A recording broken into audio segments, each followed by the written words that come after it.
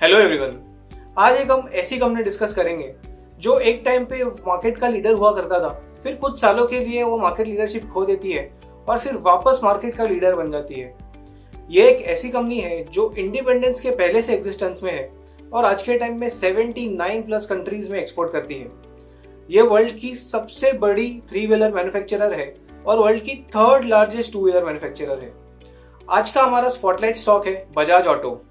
Bajaj auto आज के time पे इंडिया की सबसे हाईली वैल्यूड मोटरसाइकिल कंपनी है और एक टाइम पे वो उनके स्कूटर बजाज चेतक के नाम से बहुत ही ज्यादा फेमस थे।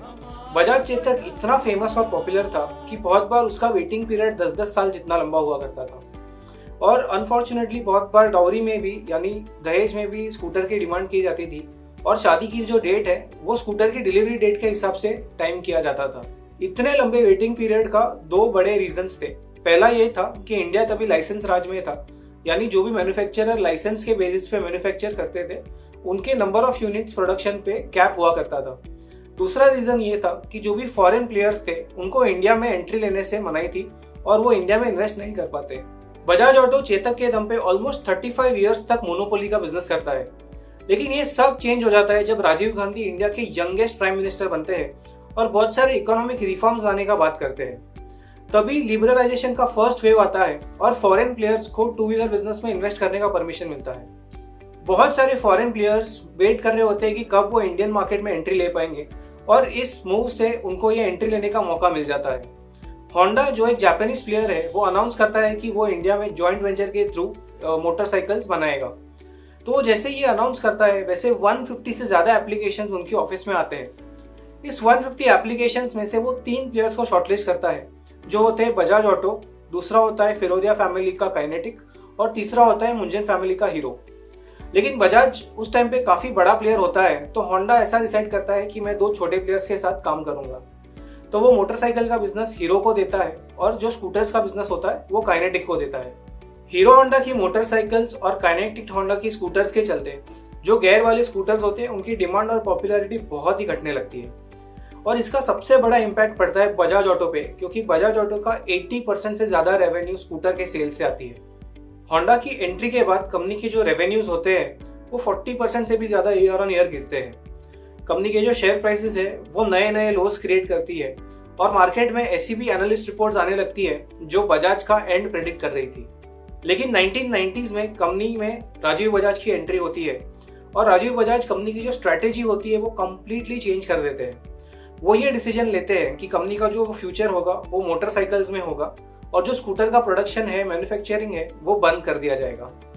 इसके चलते उनके और उनके डैड के बीच में भी थोड़ी टसल होती है, क्योंकि उनके पापा जो होते हैं मिस्टर राहुल बजाज, उनका ऐसा मानना था कि स्कूटर बिजनेस को बंद नहीं करना चाहिए। राजीव बजाज हमेशा से उनकी एक यूनिक मैनेजमेंट स्टाइल और एकदम हटके डिसीजन लेने की कैपेबिलिटीज के लिए जाने जाते थे। इसका एक अच्छा एग्जाम्पल देखें तो 2001 में जब कंपनी पल्सर नाम की एक बाइक को लॉन्च करने वाली थी तब मैकेंसी के इंडिया हेड ने उनको ये कहा कि आपको हीरो होंडा जैसी एक 100 सीसी की बाइक लॉन्च करनी चाहिए और एक सेफ बेट खेलनी चाहिए। लेकिन वो ये बात नहीं मानते हैं और पल्सर लॉन्च करते हैं। लॉन्च करते ही पल्सर एक बहुत बड़ा हिट होता है और एवरी मंथ करीबन 15,000 यूनिट्स सेल होती है। लेकिन फिर भी जो हीरो होंडा को बीट करना था वो बीट नहीं कर पाते हैं और वॉर जारी रहता है। फिर 2008 में कंपनी की जो कोर मैनेजमेंट टीम है वो उनके पुणे ऑफिस में मिलती है और ये डिसाइड करती है कि जो जापानीज प्लेयर्स हैं उनको बीट कैसे किया जाए। तो बहुत डिस्कशन के बाद ये पता लगता है कि जापानीज प्लेयर्स की टेक्नोलॉजी, फ्यूल एफिशिएंसी, डिजाइन सब उनसे बेटर है और इन पैरामीटर्स को उनको बीट करना बहुत डिफिकल्ट है। तो बहुत डिस्कशंस करने के बाद और बहुत सारे अलग अलग सोर्सेज से इंस्पिरेशन लेने के बाद कंपनी ऐसा डिसाइड करती है कि वो एक brand led growth strategy follow करेंगे। कंपनी को ये स्ट्रेटेजी सक्सेसफुली इंप्लीमेंट करने के लिए बहुत सारे अलग अलग ब्रांड्स क्रिएट करने होंगे और इन ब्रांड्स का जो फोकस है वो बहुत ही नैरो रखना होगा। अगर कोई भी ब्रांड का नाम लेते हैं तो उसका एक क्लियर मैसेजिंग होना चाहिए और एक कंसिस्टेंसी होनी चाहिए। इस स्ट्रेटेजी को सक्सेसफुली एग्जीक्यूट करने का रिजल्ट ये होता है कि सिर्फ 4 साल बाद 2012 में कंपनी की जो सेल्स होती है वो ऑलमोस्ट 2 टाइम से ज्यादा बढ़ जाती है और कंपनी की जो प्रॉफिट्स होते हैं वो 3 टाइम से भी ज्यादा बढ़ जाते हैं। लेकिन इस स्ट्रेटेजी के एग्जीक्यूशन का सबसे बड़ा विक्ट्री ये होता है कि कंपनी का जो डिस्कवर मॉडल है वो हीरो होंडा के स्प्लेंडर को बीट करके वर्ल्ड की लार्जेस्ट सेलिंग मोटरसाइकिल बन जाती है।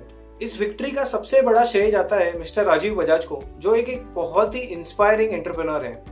वो एक ऐसे आदमी है जो बड़े बड़े MBA कॉलेजेस की केस स्टडीज, मैनेजमेंट प्रिंसिपल्स को बिल्कुल भी नहीं मानते हैं, बल्कि उनकी मैनेजमेंट के लिए बहुत अलग अलग जगह से वो इंस्पिरेशन लेते हैं। इन कई सारे इंस्पिरेशन सोर्सेज में से 2 सोर्सेज ऐसे होते हैं जो बहुत ही यूनिक होते हैं और कोई भी बिजनेस स्कूल से नहीं आते हैं। वो होते हैं योगा और होम्योपैथी। योगा से वो ये सीखते हैं कि अगर बॉडी का स्ट्रक्चर सुधार लिया जाए तो बॉडी के जो फंक्शंस है, जो डिजीजेस है, वो क्योर की जा सकती है। वैसे ही अगर कंपनी का स्ट्रक्चर सुधार लिया जाए तो कंपनी के फंक्शंस, कंपनी की परफॉर्मेंस सुधर जाती है।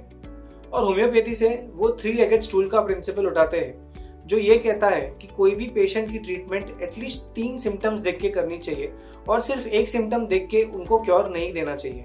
इस प्रिंसिपल का वो बिजनेस से ऐसे कनेक्शन करते हैं कि बजाज के पोर्टफोलियो की जितनी भी ब्रांड्स है वो 3 लेग्स पे स्टेबल होनी चाहिए। पहला एक कि ब्रांड के अंदर हर एक मॉडल लुक में कंसिस्टेंट होना चाहिए। दूसरा ये कि ब्रांड के अंदर जितने भी मॉडल्स है वो एक पर्टिकुलर प्राइस बैंड के अंदर होना चाहिए। और तीसरा एक कि ब्रांड से जो एक परफॉर्मेंस एक्सपेक्टेशंस है वो मीट होनी चाहिए। होम्योपैथी से वो एक और प्रिंसिपल उठाते हैं जिसे कहा जाता है इंडिविजुअलिज्म, यानी हर एक पेशेंट जो होता है वो एक यूनिक होता है, उसके यूनिक सिम्टम्स होते हैं, तो हर एक पेशेंट को जनरलाइज करके क्योर नहीं देना चाहिए। वैसे ही बिजनेस में भी किसी भी प्रोडक्ट या किसी भी ब्रांड को जनरलाइज नहीं करना चाहिए। हर एक ब्रांड का फोकस जो है वो बहुत ही शार्प और नैरो होना चाहिए। बहुत सारे अलग अलग सोर्सेज से इंस्पिरेशन लेने के अलावा भी मिस्टर राजीव बजाज बहुत सारे मेंटोर्स से गाइडेंस भी लेते थे। इन मेंटोर्स में जैक ट्राउट और एल रीच जैसे बड़े बड़े मार्केटिंग गुरुज हैं जो कंपनी की ब्रांडिंग और पोजिशनिंग में हेल्प करते हैं।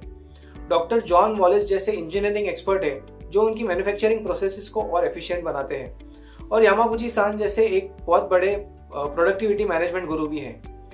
लेकिन इन सब में से एक मेंटोर ऐसे होते हैं जो बहुत ही इंपॉर्टेंट होते हैं। वो है मिस्टर जैन, जो कंपनी में बहुत ही सालों से काम कर रहे होते हैं और मिस्टर राजीव बजाज को उनके अर्ली डेज से गाइड करते हैं। वो दोनों साथ में अलग अलग मैन्युफैक्चरिंग प्लांट्स विजिट करते थे, नई नई टेक्नोलॉजीज डिस्कस करते थे। और मिस्टर जैन ही एक ऐसे आदमी हैं जिन्होंने राजीव बजाज को एक इन हाउस R&D डिपार्टमेंट बनाने के लिए पुश किया था। तो इस तरह बहुत सारे अलग अलग सोर्सेज से इंस्पिरेशन लेके और मेंटोर्स का गाइडेंस लेके मिस्टर राजीव बजाज कंपनी का टर्न अराउंड करते हैं और उनको एक कमबैक किड के नाम से भी जाना जाता है। तो ये स्टोरी है बजाज ऑटो की, जो एक टाइम पे लीडर हुआ करता था, फिर वो कई सालों तक उनकी लीडरशिप पोजीशन खो देता है और एक कमबैक करके उनकी लीडरशिप पोजीशन वापस गेन कर लेता है। बजाज ऑटो आज के टाइम पे इंडिया की सबसे हाईली वैल्यूड मोटरसाइकिल कंपनी है और उनके 50% तक के रेवेन्यूज एक्सपोर्ट से आते हैं। अफ्रीका के मार्केट में भी वो 40% तक का मार्केट शेयर कमांड करते हैं। तो इसी तरह कोई भी बिजनेसेस में उतार चढ़ाव तो आते रहेंगे, लेकिन अगर कंपनी की स्ट्रैटेजी बहुत क्लियर है, कंपनी की जो टीम है वो कैपेबल है और लीडरशिप अच्छी है, तो बड़ी से बड़ी लड़ाई भी जीती जा सकती है। ऐसे ही ग्रेट बिजनेसेस को लेके हमने हमारे सारे स्टॉक बास्केट के पोर्टफोलियोज बनाए हैं और हमारे इन्वेस्टर्स ने बहुत ही अच्छा रिटर्न कमाया है। अगर आपको स्टॉक बास्केट के बारे में और जानना हो तो please visit www.stockbasket.com। Thank you.